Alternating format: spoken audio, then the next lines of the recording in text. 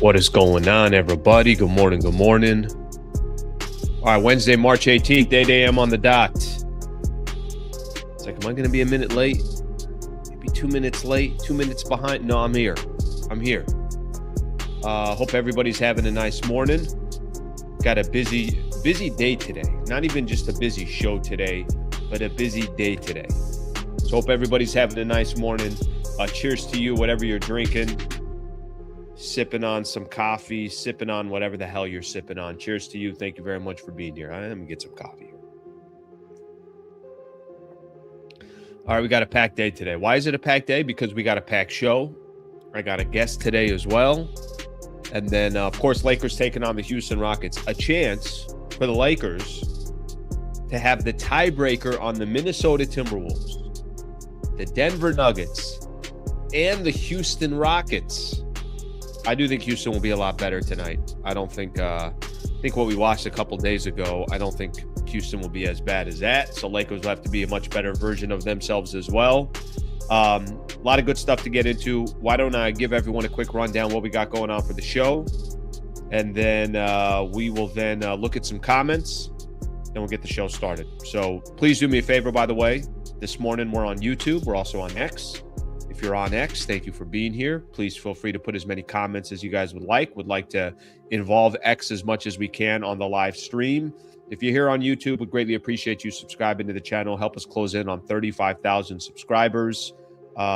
Great views as of late. I know a lot of that has to do with some of the Lakers' success. So I appreciate you guys all being here. Turn that notification bell on, and please subscribe to the channel. All right, here's what we got for the rundown. Almost 2 years into doing this show just on YouTube, I still don't know which side that I point at when I'm looking at the rundown. Lakers and the Rockets tonight. Sengun is back. So I think whatever you saw a couple nights ago against the Rockets on Monday, scratch that. I don't think it's going to be. It was kind of ugly basketball from both sides. I don't think you should be expecting that tonight. I think you'll get a much more competitive Rockets team, a much more desperate Rockets team, which let's see how the Lakers respond to that. What do the Lakers have to do to actually be considered contenders? Everywhere I go, or, you know, when I hop on AM 570 on any of their shows, as I'm doing my show here, as I get listener comments that come in, always the conversation is like, but are they contenders? And I think everybody has a ceiling for the Lakers. The question that I'll ask today is, what do they have to do in order to be in that conversation with whoever you want to put it? San Antonio, OKC, the Boston Celtics, the Detroit Pistons, if you want to put Knicks in that category as well. And I know some of those teams just make that conversation because it's as simple as just they're in the Eastern Conference. But what do the Lakers have to do to be considered contenders? Well, I will tell you this. They still got a couple of games left, one against Detroit, a couple against the Oklahoma City Thunder. Can they accomplish anything in the regular season that you're like, hey, I think they're a contender, or we got to wait for that until the postseason? I'm probably leaning towards that can't happen until you get to the postseason. Deandre Ayton did a piece with Dan Wyke of The Athletic. Really good piece. Ayton is supposedly 110% bought into the Lakers. He's played a little bit like it, I'd say, over the last week or so. It's a conversation I was having about Ayton a little while back when the Lakers still hadn't started beating good teams. I said the only way the Lakers can change their narrative is by beating good teams. And I've mentioned kind of something similar to DeAndre Ayton. Ayton can still change his narrative. He's just going to have to do it in these, handful of regular season games and also do it in the postseason. I think he started to do that. But really good quotes here. We're going to read from Ayton in that piece with Dan Wyke. Ryan Hollins, who was in the league for 10 years, who is now the play-by-play voice and a part of the Houston Rockets television network. So Ryan Hollins is going to join the show. He's going to help us preview this second game against the Houston Rockets. So looking forward to doing that with Ryan Hollins. Rich Paul talked a little bit LeBron and talked about how anyone's crazy to think they have a better team if LeBron's not there. We'll get into those comments. Had a couple of things as well. I know Luke Kennard, there's some interest from the Lakers of bringing back Luke Kennard. we'll see if we get into some of those topics based off of what we have. Then we'll do NBA news. Anthony Edwards, I think out 1 to 2 weeks. I mean, that's kind of devastating for the Minnesota Timberwolves, and we'll see what that does to them in the standings, and obviously how that could potentially have an effect for the Lakers as well. All right, that's the rundown. That's what we got going on. Let's take a look at a couple comments here, and then we'll get the show started. At this rate, the pundits have to see us in the Western Conference Finals or the actual finals. By the way, if I'm being honest with you, I get it. That's all right. But there are some stats out there that are supporting, especially over this 10-game stretch for the Lakers. Their defense is kind of a contending type of team defensively. Offensively, I think they're as efficient and as dangerous as any offensive team in the NBA.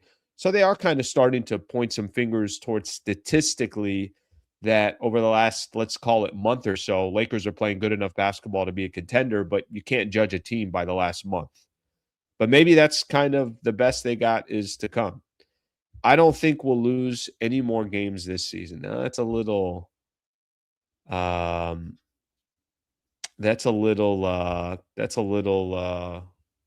optimistic there.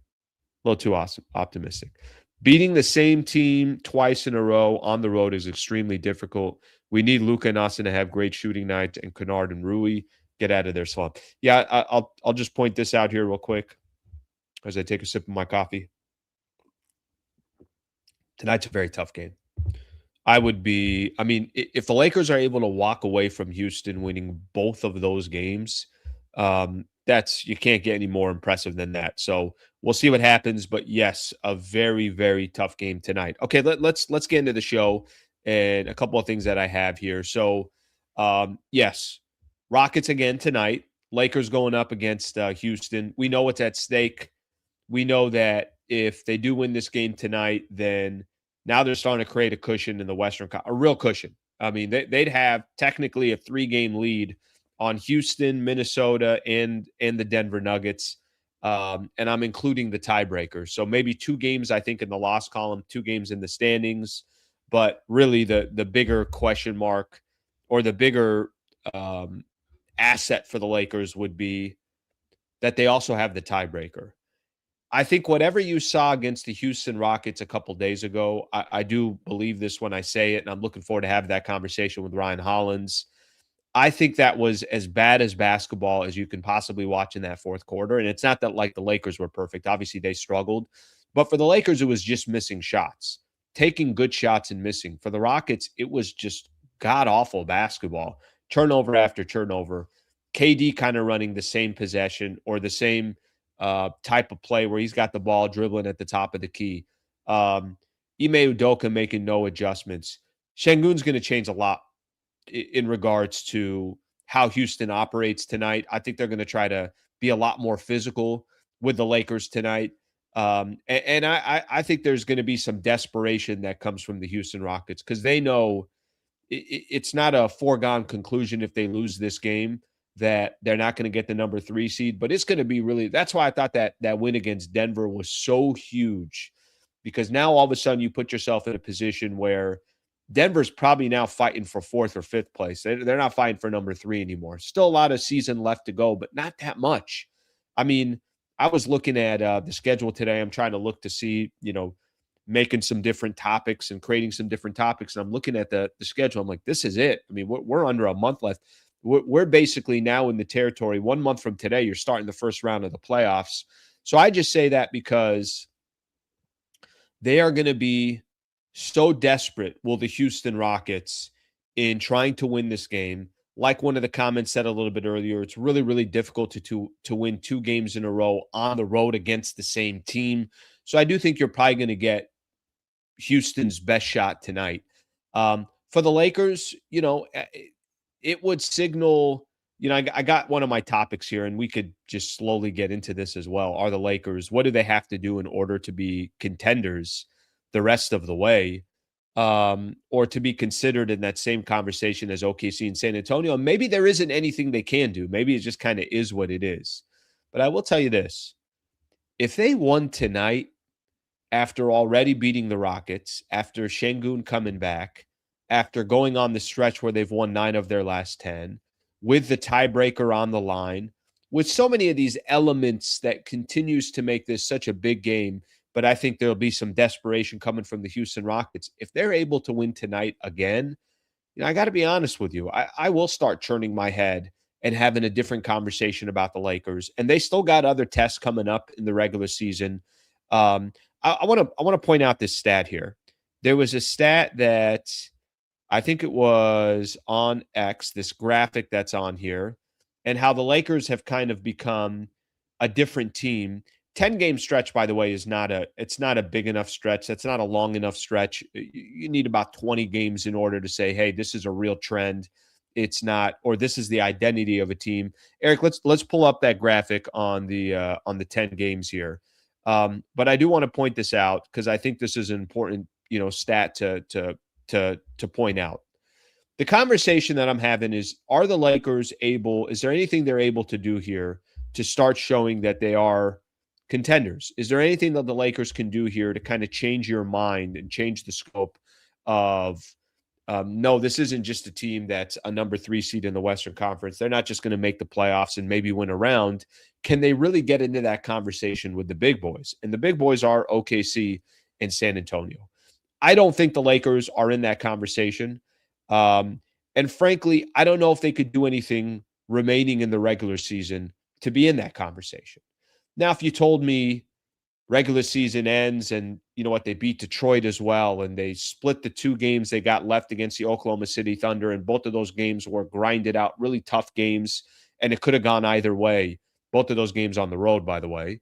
And then they get in the first round, and they got Houston in the first round. They take Houston out in 5 games. I think it's going to take so much for me personally to say, hey, I think now they got a legitimate conversation, a legitimate opportunity to take out either the Oklahoma City Thunder or the San Antonio Spurs. But that's going to be determined over time.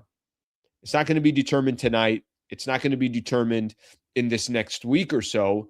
That's just going to be something that the Lakers don't have control over. All they could control is, are they beating a lot of, the remaining games on their schedule, a lot of these good teams. But this is something I think that is very encouraging. The Lakers, through the first 56 games, which, by the way, isn't terrible. They were 10 games over 500. But this is the only thing that I really pay attention to that I do think means a lot. Or over the first 58 games. This is the thing that I do think means a lot. Lakers finally can play defense, and they actually have a little bit of a defensive identity. You could see they were 24th in the first 58 games as far as their defensive rating. Where the Lakers now sit is they're 6th in the NBA defensively. So the one thing that gets me, and I think last game on Monday was a perfect example of this. The one thing that I think is really encouraging for the Lakers and encouraging for Laker fans is what they're doing and why they're starting to have more success. Yes, Austin Reeves can put up 30 points again. Yes, there are some other players that are stepping up, some role players are stepping up. But to me, the stat that means the most is they can get stops. Maybe not every possession, but I'll use Monday's game as an example. Houston did nothing right on Monday night against the Lakers, and it was their defense that won the game. It was the excess turnovers towards the end of the game. Maybe some of that you want to say, well, what the hell was Houston doing? Sure, I get it. But at the same time, I think you got to give the Lakers credit. So we could take that graphic down. But for me, I think the point more than anything else is we start looking at the Lakers and we start asking that question of, well, really, are they contenders? I don't think we're going to get that question answered probably in the regular season. But if they could close out this regular season strong, you lock up that number 3 seed, you play well against Oklahoma City, you play well against Detroit, you win a game like this tonight against the Houston Rockets, and you have that tiebreaker. Now you start walking into territory where the Lakers start becoming a lot more interesting of a team going into the playoffs. And then the question is going to be, well, how do you look to start the postseason? And then from there, obviously, we take it. So still a lot of factors for the Lakers. So I think that's obviously going to be a big part of the conversation the rest of the way. But they have They've put themselves in a position where at least we can have that conversation. With 2 weeks ago, it was a joke to have it. And I think now it's just at least it's more of a conversation where somebody's not going to laugh you out of the room. All right, let's take a look at a few of these.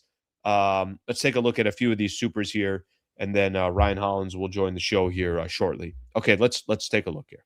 Tonight's game will show us if JJ learned something from last year's playoffs, adjusting to opponents' adjustments. Yeah, listen, I'll give JJ this. JJ's having another good regular season. And I think for a lot of Laker fans, whether it's fair or it's not fair, JJ's really going to be judged on what happens in the postseason. And if we had to go back and look at what JJ did last postseason, I think most people would say, hey, great regular season, but you got exposed in the playoffs. And the only way that changes is obviously by having a successful postseason run, whatever that looks like. Clearly not looking like you got outcoached. And maybe you're all right. Maybe this is a good example for tonight's game, that if he does have that second game against Ime Udoka, where he makes Ime Udoka look bad for 2 games in a row, because I thought Udoka looked awful in that first game on Monday night against the Rockets. Maybe there is a little bit of, okay, you know what? Maybe JJ can hang with some of the more elite coaches in the NBA. I don't listen, even if the Lakers win tonight, I think you'll give them credit, but I think everyone's going to be waiting for the postseason, and that postseason is going to be what dictates, hey, is JJ Redick a coach that's ready to be coaching the Los Angeles Lakers, or is this guy just having a lot of success in the regular season, but then he struggles in the postseason? I think that's obviously still to be had, and that's going to be an area that we're still figuring out. I don't think that's going to get answered tonight. I do think that's obviously going to take a little bit of time to get answered as well. Lathe, I appreciate the super. Thank you, buddy. I know we got some more supers. I know there's a lot more comments here, but I do want to get to Ryan Hollins, who I mentioned was going to join the show and break it down from a Rockets perspective. Let's bring him on right now. Good morning, sir. What's up, brother? How you doing? What's going on, Ryan? How are you? Doing good. I was joking around with you, so you were nice enough to, obviously, with your time here. So I appreciate you coming on the show. You're the first one I had on the prep call. Is one of the greatest things ever. I'm looking, and it's like 7:45, and you're ready to go. I'm like, listen, you can stay with me the whole time, but I think you're going to get bored with my conversation. I appreciate you coming on. Anytime, brother. You know it. All right, do me a favor. I need you to help me out here. What happened in the fourth quarter? I'm watching Lakers and the Rockets on Monday, and I'm watching. Listen, I know that clearly the Rockets would be a completely different team if they had a legitimate point guard, and they do have one. He's just sitting on the sidelines because of his injury, Fred VanVleet. But can you help me understand what the Rockets were trying to do in that fourth quarter? And I know every team runs into bad quarters, and it happens, and it's not the first time it's happened. It's not going to be the last time. Walk me through what you were seeing late in that game, Lakers and the Rockets, and how the Lakers were able to just basically turnover after turnover and separate themselves from Houston. Well, for one, I see everybody losing their marbles, and I think you just hit on it a bit. You can't properly evaluate this team without Fred and without Steven Adams. Mm. I don't know why people don't think Steven Adams was important. Very But important. he was the backbone of the team. Mm. And Phoenix knew what they had in Dylan Brooks. That's why he was involved in that deal. Jalen Green's going to develop into an amazing player. But Dylan was also a backbone. But you lose a backbone because you want a guy like Kevin Durant. Okay. But you have young guys that are still learning how to play the position, how to be effective. And then Kevin is so dominant, you got to learn how to play with them. Mm. And in some ways, some of those greats are really hard to play with. And when I say hard to play with, not that it's their problem, they're just so dominant that you see some unorthodox things. LeBron at his peak was hard to play with. You had to have you had to almost like as a general manager, you had to go and get people that fit him well. Kobe had the same thing. Can I All give you one talk to example me. right now that the Lakers are Talk to facing? me. They got to build an entire roster around Luca. He's not a Yeah. normal type of player. And by the way, he's got some deficiencies as well that you also got to make up for. So you're right Yes. that you got to literally build a roster around some of these greats. We had that roster. Steven and Fred fit that. And I don't know why people just like kind of like sashay around it, don't mention it. And we've had games that have looked like that this season. I want to say that was probably the worst, maybe just in the sense, you know it, Alan. Everybody wants to beat the Lakers. Like similar happened. We had a Sure. tough loss earlier in the season to the Pelicans, and we knew coming into the season when Fred went down, like they're just going to be games that look like this. Hmm. They're going to be games that look like this, and it's tough. You're in the flow of the game, and then all of a sudden it's just like, nope, we're not guarding you. We're just not letting him touch the ball.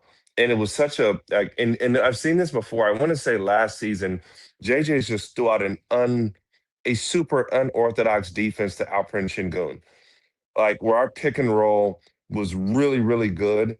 And I almost want to say he switched to pick and roll. Mm-hmm. Alpi rolls to the elbow, and then he was like doing another run and switch from the guy underneath the rim to go and guard Şengün. And it was like unorthodox, and it just did just enough to like throw Houston off. Keep in mind, Alperen Şengün didn't play. When Kevin gets doubled, he throws the ball to Alperen Şengün. You see how the middle of the floor opens wide up, Sure. and then Alpine either has an unbelievable feel to either go score or hit a guy for a wide open look. Hmm. And in the first half, JJ did it a bit. Houston beat it a bit with rebounding because you were off bodies and ball movement, and they got stops. And JJ, I think, I almost want to say in the second half, it's almost like he said, no offensive rebound, just run Mm-hmm. back to it. No, don't give up any transition. And that's what happened. So Amin still developing, Reed's still developing, and JJ threw out just a disrespectful, unorthodox offense that worked, but the spacing's thrown off because we haven't really had to have a guy to play against that. It was man that kind of went to zone, a trapping Yeah. zone. It was and it Yeah. was and it was a soft trap. Mm-hmm. So in situations like that, you run your zone offense, and I don't think we had a guy in the middle walk through or seen like a kind of a zone offense look, and really it's just hard to replace what Alpe brings to the table um, in that situation. So that's what you saw happen. And then you want to beat the Lakers so bad, pressure's mounting and everything. Keep in mind, Houston's defense was spectacular, even through that stretch. Sure. It was just ugly, confusing basketball. I think Lakers only had maybe 17, 18 points in that fourth quarter. So Ah, both teams more than enough were, to win. it was 17, I think, to 12 in the fourth quarter. Yeah. That's not Yeah. exactly going to be ideal. Okay, here's my question, because you mentioned something about JJ, and I kind of two parts here, and then we'll get into a little bit more of the big picture. But I'm gonna give Redick credit in this because I don't know if you're watching, you're probably not, but Lakers had the game against Denver on Saturday night. They're playing the Nuggets, and for all I know, Rockets could have been having a game at that same time. But they're playing Denver. Lakers end up winning that game by 2. And yeah, he threw something out that was, these defenses aren't going to work for 4 quarters, but they could work for like 3-4 minutes just to confuse the team just enough. And he went small against Denver, and all of a sudden it was like Reeves guarding Jokic, and they would send kind of a soft double. And by the time Jokic figured it out, there was a couple of deflections, a couple turnovers, and they're like, cool, we'll go back to our regular defense now. And I think what you were saying about Houston, it's like, well, let me see if I could just kind of throw them off for a few possessions. And then we'll eventually go back to kind of, okay, let's go back to our traditional big, and Ayton comes back in the game. But there is a little bit of that. Let me just muddy the water for a few possessions. And then when it's not working anymore, I'll go away from it. I think the thing that confused me about Houston was having KD on the ball 25, 26 feet away from the basket. I just felt like the Rockets took KD out of the game. And the part that I was having a difficult time understanding, don't you want put Reed Shepherd, put Amin Thomas, put anybody else on the ball so that KD is still involved offensively. I felt like the Lakers just said, well, if you're going to take KD out of the game, we'll continue to do the same thing. Were you just surprised Udoka didn't run anything different? Because I felt like they just kept going back to the same thing, and the Lakers decided, well, we're not going to make an adjustment if they don't make an adjustment. Team didn't execute. Flat out. They got to that spot, and I saw literally right when I said it, you got to put him in. He's probably the best option to be in that secondary spot. That blind catch from the middle is tough because you don't know what's there, what's not. You're 4-on-3 on the weak side. They're stunting at you. Here's the devil's advocate. We don't have another person to put up top with this roster right now. Need a quarterback. Kevin is the best option to be in that position. That's why he's there with no LP. That's why he's there. Or people go, well, why is Alperen sometimes bringing the ball up court? Reed Shepherd's not ready yet. He's dynamic, shooting the ball. Like all young players, you see the flashes, and he's going to grow in those areas. At this moment, he's just not there yet. Amin Thompson's not there yet. If they put him in that situation, they're not going to. The defenses aren't dumb. NBA defenses aren't dumb. Maybe we don't defend the same way that they did in the 90s because the spacing was so poor. Let me say it again. In the 90s, the spacing was poor. Michael Thompson will tell you that. The spacing wasn't the same. You had guys that were skilled, but you didn't have everyone skilled in shooting the ball. So if you put a men up there, they just back up and stay with Kevin. Duh. So you're pulling people that far away from the basket, and you got to make plays from there. Or if they're going to be that crazy to guard them like that, the other players got to make plays. But you got to go. You had guys who weren't in that situation. And then when the men went in, there's confusion because Finney and Amin both flash to the elbows, and then that's super easy to guard because you got one guy like, okay, I can guard two. And then I'm scrambling the guy out the trap to just go right back to the elbow. It's not that easy because you know what, like it's Fred is such a huge thing, and I think everybody goes, oh, just go get a point guard, just go get it. Why would I come, with all due respect, let's play devil's advocate, and I'm not in this position or qualified to answer this, so I'm just speculating, I'm just throwing out. Yep. If I'm a player, right, I'm from a player's perspective, why would I go to Houston for a half of a season, right, if I'm the player that you need, knowing that Fred VanVleet's coming back the next year, right? I want to maximize it's unless you're opportunity. I was going to say unless you're expiring contract and basically like, hey, I could use the Rockets to try to get a contract after my time with Houston ends. Tyus Jones has got 2 years with Denver, right? Houston likely, and I'm not no money expert. They probably couldn't offer him 2 years. Sure. And then why would you offer 2 years? You got Reed Shepherd, who's going to be better. Amin Thompson, who's going to get better. They're just not to that point right now, But it was very hard to watch. By far, one of the most heartbreaking losses I've seen in Houston, just because you have Kevin Durant, who's played at an MVP level, and the Lakers, who have possessions defensively that are disrespectful to the game of basketball. They have possessions, and then like somehow JJ has he's taken some defensive lemons and he made lemonade. That's the best thing I can say.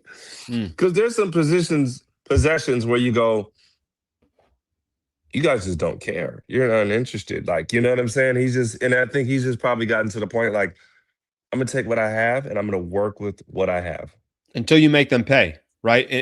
I think they'll stop doubling KD 27 feet away from the basket until the Rockets make them pay, and they made them pay maybe one or two possessions, and that was the only thing I can see that is probably just doesn't have as abysmal possessions. But the Dallas Mavericks were like that with Dirk. Rick Carlisle would throw some just random zones, defenses out there, like just random because he's like, I gotta protect Dirk, And it'd be funny. I'd be interested if JJ, who's such a basketball savant, I played with him under 19s. We were together, and then with the Clippers.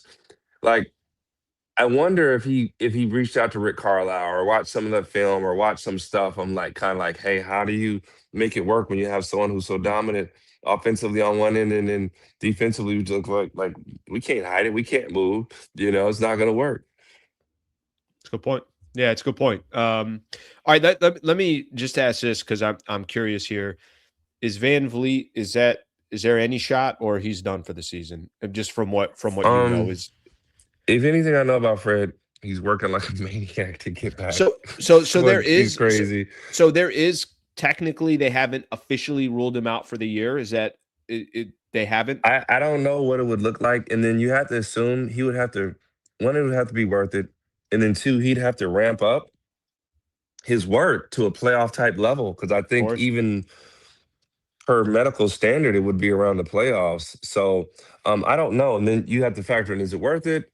Is it worth your career? Would you set yourself back? Is a setback worth it? And I think the challenge is, can he ramp? You don't want to put him out there halfway. Can you ramp up Hmm. to 80 or 90% by that time? And it's not jumping in preseason, it's not jumping in regular season, No. it's jumping in a playoff Oof. scenario where guys are even kind of like like this is the point of the playoffs where they're kind of like, oh, that knee, we're attacking that side. Put him in Sure. actions, put him in pick and roll, put him, you know, in these spaces, and then in a mental aspect, oh my God, what would that look like?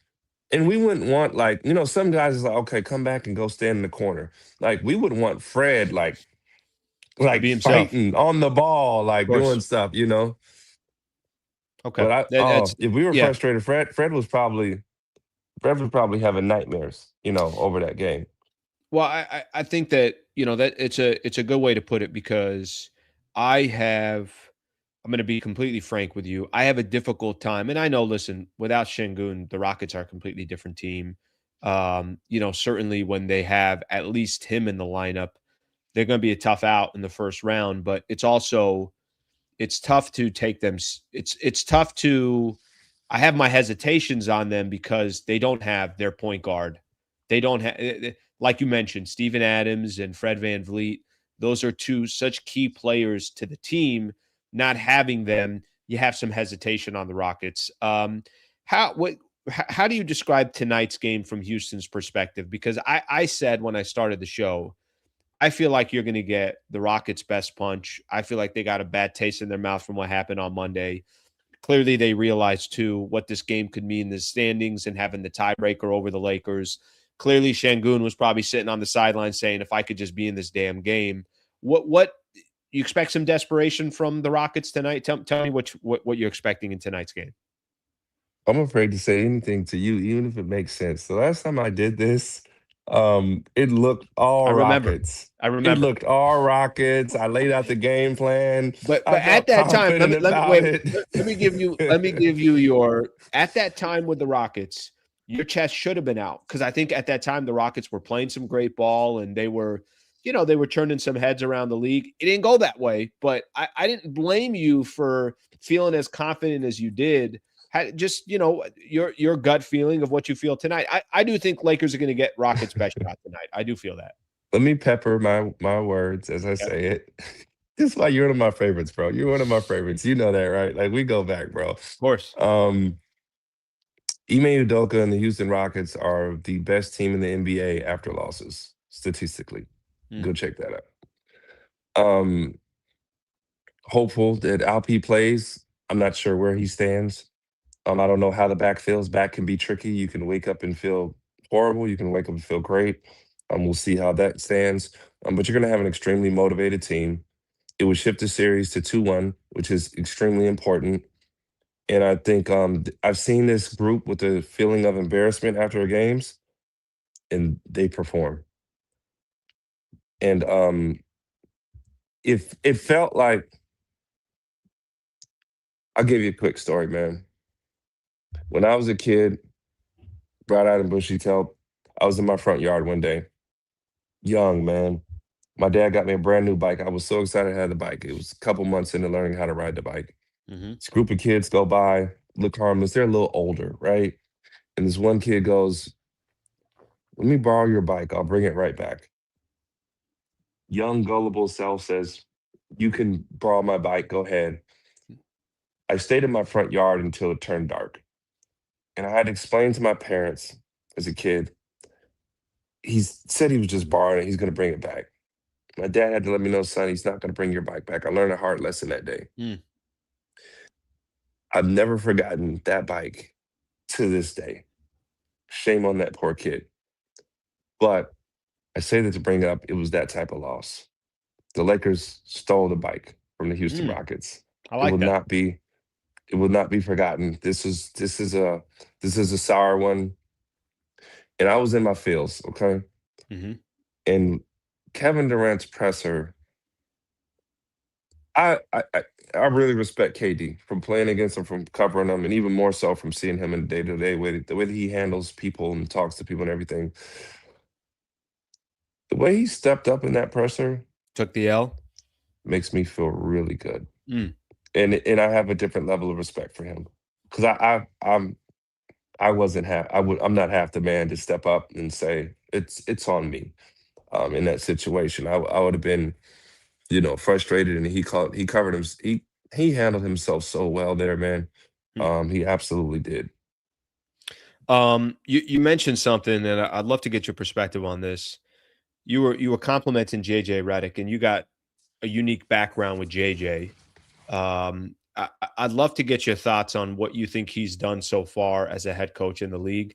It's interesting from a Laker perspective, and don't get me wrong, there's definitely a lot of there's Laker fans that win three in a row. It's like this guy's amazing. Lose three in a row, and it's like get rid of this guy. That happens with all fan bases. I'm not saying that's just a Laker thing, but what you've seen so far, even your time with him before he was a head coach, what makes you think JJ is going to have sustained success in this league as a head coach?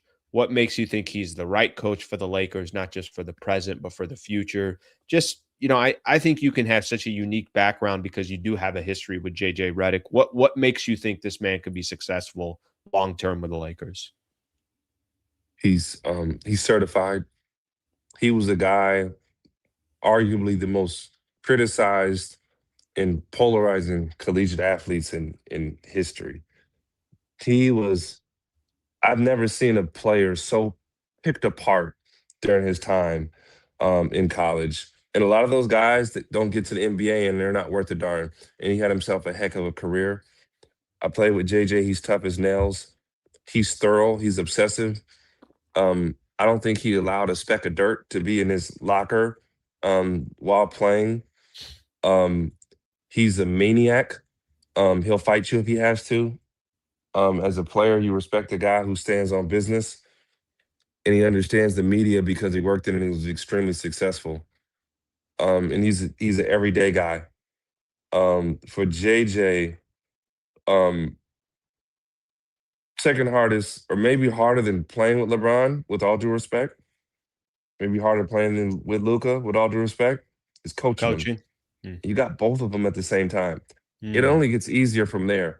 And this is your first coaching experience, LeBron. The second one, you get Luca halfway through the deal, and everybody's like, "Oh no, no AD, you got Luca. Oh, we're so," and it's like, yeah, but AD made up for a lot of mistakes when he does play. Of AD course. makes the defense. He covers for 3, 4 guys defensively. He does Mm. a lot of that, and you lost that, and he figured it out. So it's not always easy. And then you got to motivate him. And then Luca's a guy that's just always going to be on the injury report, probably darn near every game with a sore knee or back, and he can, that can really hamper him, or he can go out and have these mega performances. And he was special in the last ball game. I thought Houston did a great job defensively, just saying, "Well, Luca earned it." Mm. They did, but to JJ, I think he has it, and if he can coach this group, um, I, I mean, I think he's shown it, and they've kind of like put him on the hot seat several times. Is kind of what happens in LA, Hmm. and he just keeps doing what he needs to do, and stacking some of these big wins, and he's extremely unfazed. But this is stuff that JJ's been through, you know. It's funny because I think your background, and I think it's a perfect example of the JJ Redick piece because you can offer some insight that I don't think a lot of people have. I think you could do the same for DeAndre Ayton. So I'm curious to. I got one more question on the Lakers, and then one question just in regards to the NBA. And I appreciate the time as always. Ayton is 26 years old. He's on a contract that is kind of a prove it contract. Obviously, bought out of the Portland Trailblazers. Lakers pick him up, and he'll have a player option by the time this year is all said and done. You know his skill set, you know the potential, but you also know that there's some baggage I think that comes with DeAndre Ayton from a hey, are you going to get 110% from DeAndre Ayton? Is he going to give you the effort that you need? If you sat down and maybe you've already had this, if you had a conversation with DeAndre Ayton at this stage of his career, what would you tell DeAndre Ayton to prolong his career as long as he can in the NBA and how he could still be the best version of himself? Man, for one, that's my young boy. Um, I've been watching that kid since he played in high school. And people don't realize, man, he's one of the better talents I've ever seen. DeAndre Ayton used to play to run the wings. That's the type of talent that he has. So he's built like David Robinson. So Mm, they're like, you got to play inside, bro.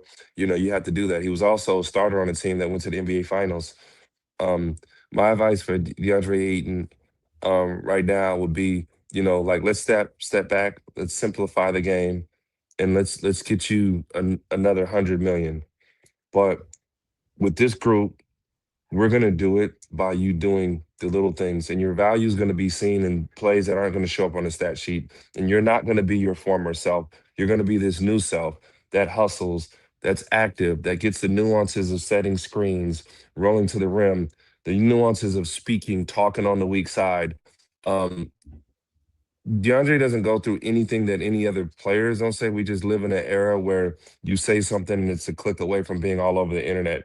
If you heard mm, some of the things that my teammates or certain guys would say, or the way guys currently think, you'd be like, "Oh my God, how does this work?" We have some organizations that are great of covering things up because it was important is getting out there and playing the game.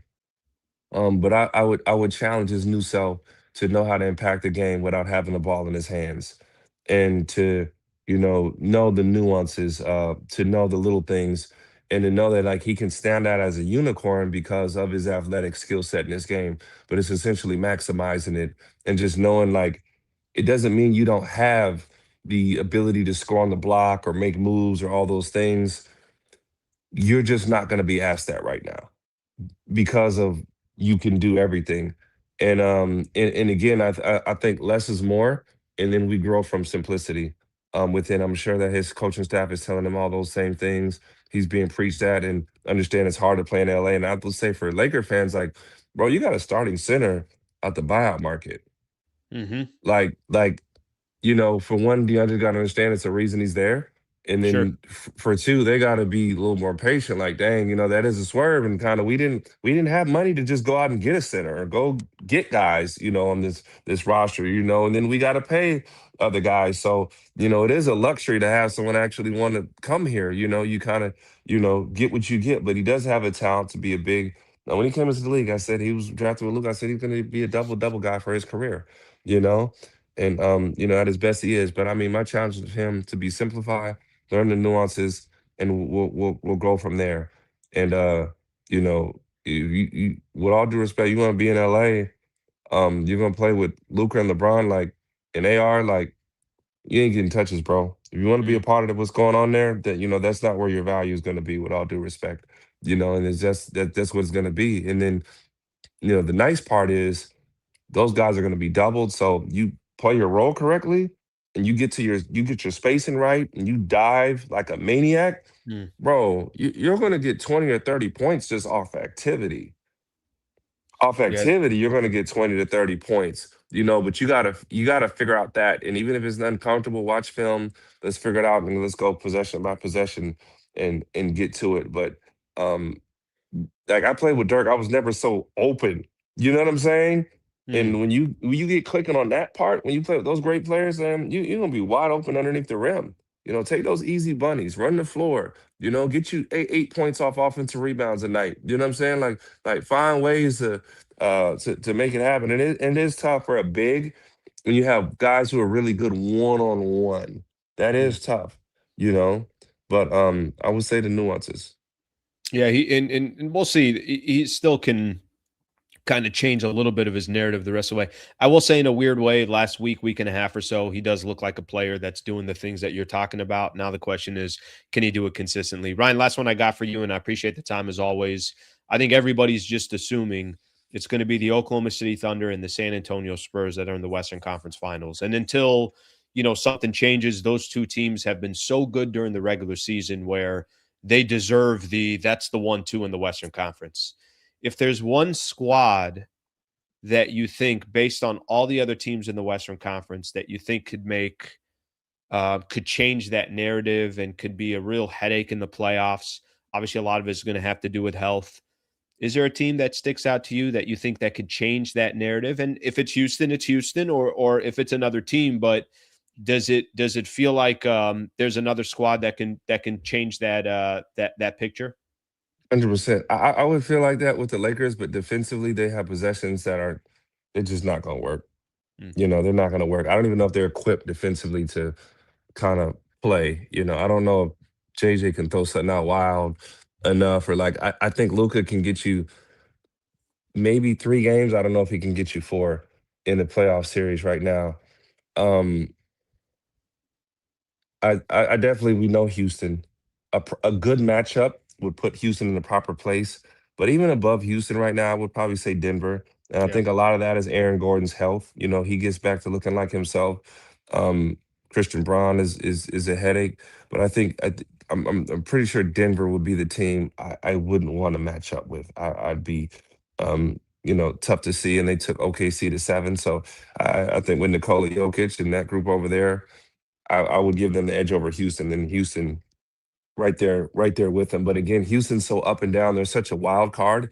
And the Mm. best part of having young players is they kind of can get better in the season. So Houston right there, Houston a matter of experience and health a matter with Denver, but they can both match up with either of those teams. I wouldn't be surprised with an upset. Can you imagine you got Denver in the first round and your path after that is OKC and then San Antonio? I mean, that's just like I'm with on the Denver thing. I've said it, and I know Lakers just beat Denver a couple of days ago, but I do feel that you got champions all over the place, guys that have already done it. The best player in the league in Nikola Jokic, so I'm with you on that. All right, I took too much of your time, man. Look at this. You were a part Anytime, of the bro. prep call. Anytime, And then bro. here you are hanging out for a half hour. I appreciate you, brother. It's going to be fun watching the game tonight, and I look forward to connecting with you, hopefully in the playoffs. Anytime, brother. Appreciate you, man. You do a great job and keep it up. We'll talk Thank you, soon. Ryan. Appreciate you, man. Uh, All right, that's Ryan Hollins right there. All right, good stuff from Ryan. Good man right there. Good man right there. I was enjoy getting his opinion, and obviously Lakers taking on the Rockets. So what better person do you want to have on to get that perspective? And he's got a player that was in the league for 10 years and can tell you. I love the stuff he said about JJ Redick. I love the stuff that he said about Deandre Ayton. So a lot of great stuff there from Ryan Hollins. So shout out to him for being a part of the show and giving us his opinion and his thoughts.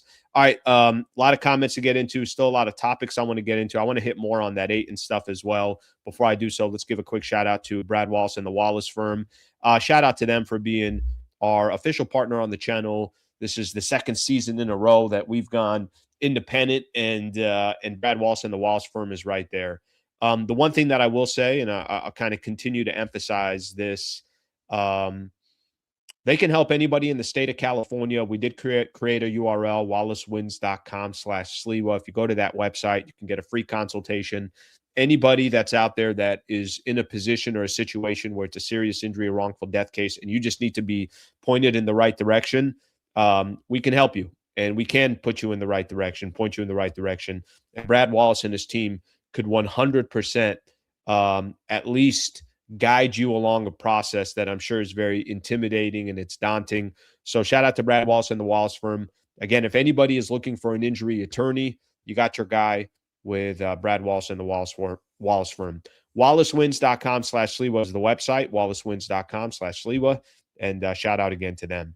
Okay, let me get to some comments here. I know there's a lot of people that want to react and get their thoughts and opinion. I was already looking at some comments in regards to a Ryan Hollins. So let's take a look at a few of these. Let me first get in this. I had a couple of supers earlier that I want to get into. Slee, last year's late season win against OKC made you believe in this team. Don't let these 2-week stretch fool you again. First round going down. I think it just depends on who the matchup is.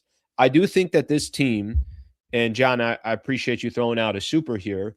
I do think this team is better than last year's team. I do.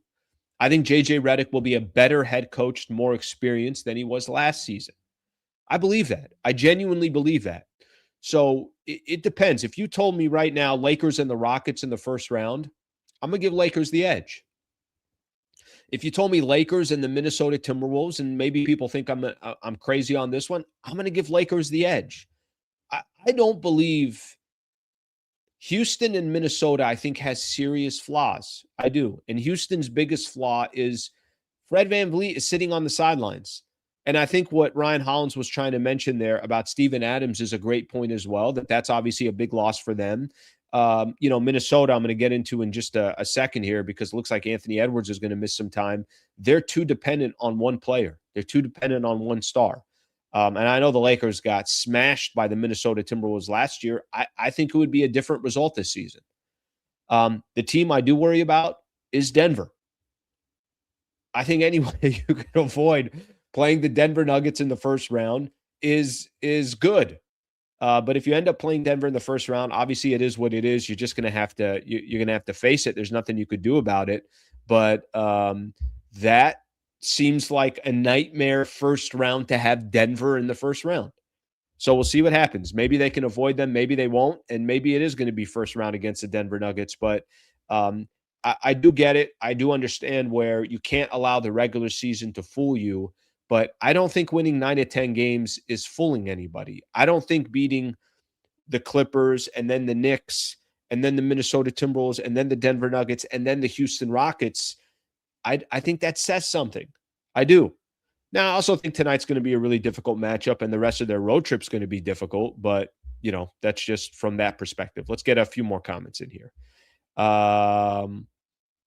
Let's see what we got here. If Lakers go to the Western Conference Finals and lose 4-2 or so, is this not a successful year to some degree with the roster structure, or is that not? Of course, that's a successful season. Guys, I'm not and this is somebody that's been watching Lakers basketball since I was 8 years old, okay? I do understand how Laker fans think. I do understand the 17 NBA championships. I do understand championship or bust. I understand that perspective, but I don't believe in it. I think that not all seasons are created equal. I think the way the NBA is built today and the way most of these sports are trying to build is you want to give as many teams a chance to win an NBA championship. This ain't the 80s, and it's not the Dr. Jerry Buss 2000s as well, where the Lakers can just put together rosters and, pay that 1-to-1 tax, which is nothing to the Lakers. It's not built that way anymore. Listen, if you got to the Western Conference Finals, that's a freaking good season. It is. And you could build off of it, and then they could figure out, obviously, what to do in the summer. If everybody still has this mentality of it's championship or bust, I think you're living in a time that you're living in an outdated period of the NBA. What is it? 6 or 7 straight years where nobody's won. I think it's 6 or 7 straight championships where it's a different squad, something like that. I'm trying to think there. I think it was, you look at the Lakers, look at the Bucks, look at Boston, look at Denver, look at the Oklahoma City Thunder. I'm sure I'm missing a team or two in that mix as well. Shout out Slee from the UK. Thank you, brother. I appreciate you joining the show, and shout out to the UK there. Got people everywhere here.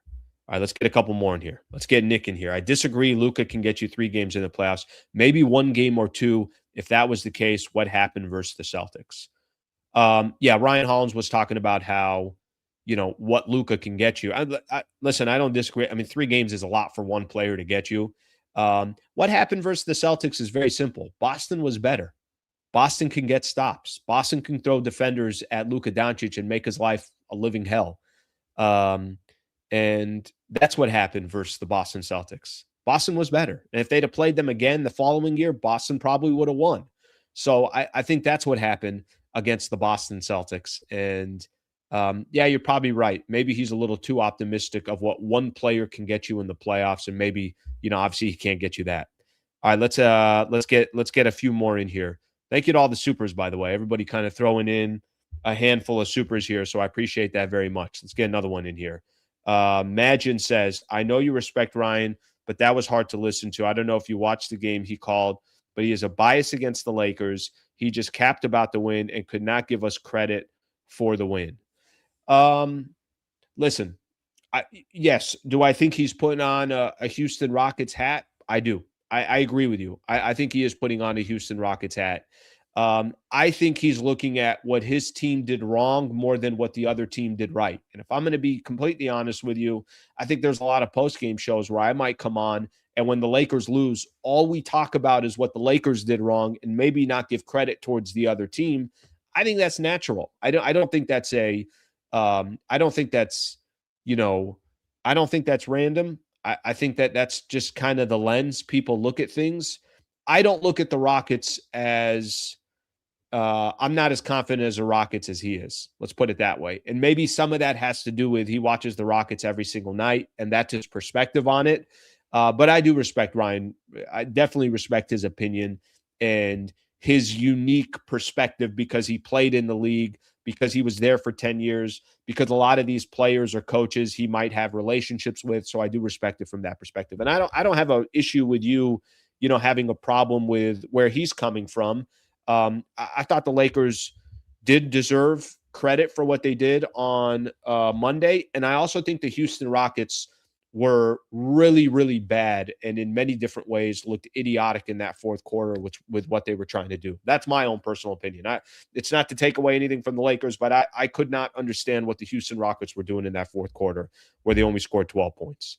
All right, let's keep going here. Thank you for all the supers, by the way. We got a lot of people that threw out these supers, so thank you very much for doing that. Okay, let's keep rolling here because there's a couple of quotes that I want to get here from Deandre Ayton that I want to throw in. And I think this is kind of an important one here. Dan Wikey wrote a piece, and it was why I wanted to hit on this with Ryan Hollins, but he wrote a piece on Deandre Ayton. I'm going to read this quote to everybody here. Here's what Deandre Ayton had to say, and here's where he feels like he is perspective-wise the rest of the way for the Lakers. He says, I'm telling you, once I sit that long, it's usually like you're out of the game for a reason. Go think about it. But lately, it's been like, no, DA, you're good. I've bought in completely, like 110%. I hope you see the work. So Ayton is trying to, I don't want to say trying to sell everybody, and really it's going to come down to what his production looks like. But Deandre Ayton in this article with Dan Wikey, I'm going to read one more quote, is basically telling everybody that I get it. I know what my role is. I'm comfortable with my role. I was fighting it too much. I'm not here to fight it anymore. You're going to get the best version and the right version of DeAndre Ayton the rest of the way. Here's what else he said. I just started looking in the mirror and said, bro, you're not that guy. You don't need to be on this team doing all these things. This team, you came here to be the effort guy and close out on possessions, rebound, run the damn floor hard as hell, make the bigs work, make superstars work, and I'm having fun with it. I'm not going to lie. Ayton is saying a lot of the right things. Here's the thing there's a reason why I'm going to believe DeAndre Ayton on this. I'm going to believe him because I think over the last week and a half, he showed it on the court. And he does feel like he's a different man. I think that Clint Capella situation maybe woke up DeAndre Ayton a little bit, calling out Clint Capella, not calling out Clint Capella, but calling out that that's how the team wants him to play is like Clint Capella. And maybe he's having a realization that if he's going to be the player that he needs to be, and if he's going to have the future that he's going to have in this league for another 5, 6, 7 years, he's only 26 years old, then he has to adjust his game to fit the team.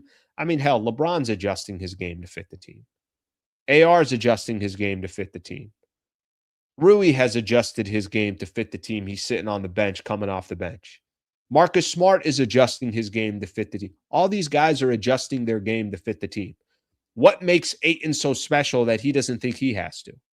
So As we sit here today and we have this DeAndre Ayton conversation, I'm very encouraged by these quotes, but I'm more encouraged about watching DeAndre Ayton over the last week and a half than I am about the quotes. I think the quotes just support the way he's played for the last week and a half. We still got a handful of games, maybe 15, 14, whatever amount of games left in the regular season. I said this before about the Lakers. They could change their narrative by beating good teams. They're doing it. And I've also said about DeAndre Ayton, he could change his narrative as well by being the type of player that everybody thought the Lakers were going to get. They don't need David Robinson or Hakeem Olajuwon or Shaquille O'Neal or Kareem Abdul. They don't need that. Nor is Ayton going to provide that. They need a player to play the role. And if Ayton's got some of these quotes here where he feels like he's bought in and he's ready to go, I'm going to give him some credit here. And hopefully, obviously, he's able to do that. All right, good stuff.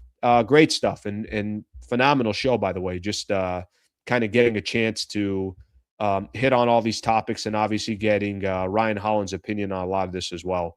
Okay, let's take a look here at some more of these comments. I'm going to skip this Rich Paul thing. I'm going to wait on that. There's no need. We could do that tomorrow if we need to, but basically Rich Paul talking about LeBron, so I'm not too worried about that. Let's kind of focus a little bit more on some of these comments here, and then I got a couple NBA stories, and we're going to call it a day. I appreciate you guys hanging out for the show and go from there. Okay, DeAndre Ayton with accountability. Listen. He's making his life more difficult than it needs to be. It does not need to be this difficult for DeAndre. Just play your role. That's all. Nobody's asking for you to do anything else. I mean, imagine if you just came to work every day and everybody said, listen, you don't have to be excellent. We just want you to try hard. And if you just give us effort and, you're positive and the vibe is good off of you, then that's good enough. Take your check. We'll continue to promote you and this and that. They're not asking for him to be great. They're not asking him to save the company. They're just asking him to come to work, clock in, work 8 solid hours, give proper effort, have a smile on your face, and call it a day. That's all they're asking him to do. All right, let's get a couple more of these in here. Sengun is the separator with these 2 games if he plays, Lakers lose. He is playing tonight. I'm going to go back to it. I'll be a little surprised if Lakers walk away with sweeping Houston in this two game set. But they did something that was most important. They got a close, grinded out, ugly win on Monday.